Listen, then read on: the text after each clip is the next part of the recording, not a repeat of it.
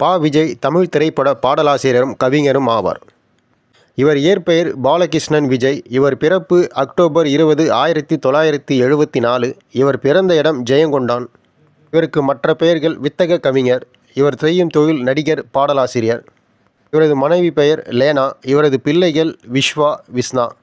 இவரது பெற்றோர் தந்தை பாலகிருஷ்ணன், தாயார் சரஸ்வதி. கவிஞர் பா. விஜய் 1974ஆம் ஆண்டு அக்டோபர் மாதம் 20ஆம் நாள் கோயம்புத்தூரில் பிறந்தார். இவர் தந்தை வி. பாலகிருஷ்ணன் கோவை தேசிய பஞ்சாலை நிறுவனத்தில் ஸ்பின்னிங் மாஸ்டராக பணியாற்றியவர்.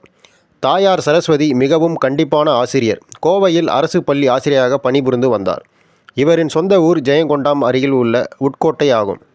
இவர் 1978 முதல் 1980 வரை பாலர் பள்ளியில், 1980 முதல் 1985 வரை MCR நாயுடு பள்ளியில், 1986 முதல் 1990 வரை சபர்பன் மேல்நிலைப் பள்ளியும், 1990 முதல் 1992 வரை ராமலிங்கம் செட்டியார் மேல்நிலைப் பள்ளியில் கல்வி கற்றார்.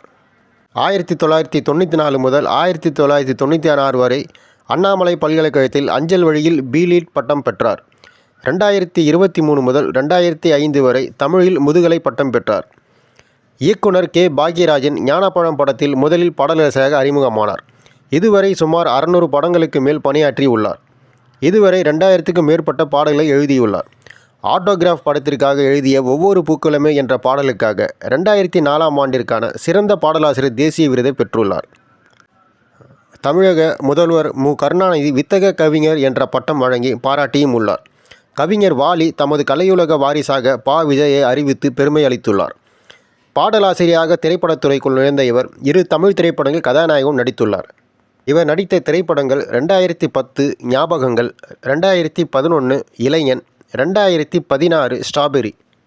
இவர் வாங்கிய விருதுகள் பல. விருதுகளில் சில விருதுகள்: 2000ஆம் ஆண்டு சினிமா எக்ஸ்பிரஸ் விருது, 2001 தமிழ்நாடு திரைப்பட சங்க விருது, 2001 ராஜ் டிவி உழைப்பாளர் விருது, 2001 வெரைட்டி விருது மற்றும் பல விருதுகளை வாங்கியுள்ளார். இவர் எழுதிய பாடல்கள் ஞானப்பழம் படத்திலிருந்து மணிமாட குயிலே நீ, நீ வருவாய் என படத்திலிருந்து பார்த்து பார்த்து, வானத்தைப் போல படத்திலிருந்து காதல் வெண்ணிலா, தெனாலி படத்திலிருந்து சுவாசமே, வெற்றி கொடி கட்டு, கருப்பு தான் எனக்கு பிடிச்ச கலர் மற்றும் பல பாடல்களை எழுதியுள்ளார்.